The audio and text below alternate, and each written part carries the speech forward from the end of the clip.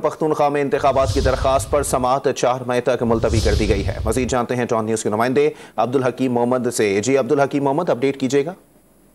جی بالکل، P T I کی جانب سے خیبر پختونخوا میں انتخابات کروانے کے لیے پشاور ہائی کورٹ میں کیس دائر کی گئی تھی۔ کیس کی سماعت ہائی کورٹ کے جسٹس ابراہیم خان اور جسٹس عبدالشکور نے کی۔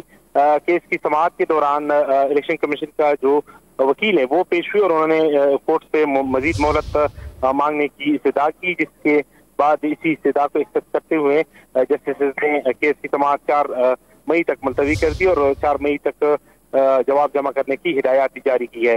اس سے قبل جو کیس کی سماعت ہوئی تھی، آج کی تاریخ دی گئی تھی، نوٹس جاری کیے گئے تھے ہائی کورٹ کی جانب سے الیکشن کمیشن کو، گورنر خیبر پختونخوا اور نگران صوبائی حکومت اور صدر پاکستان کو۔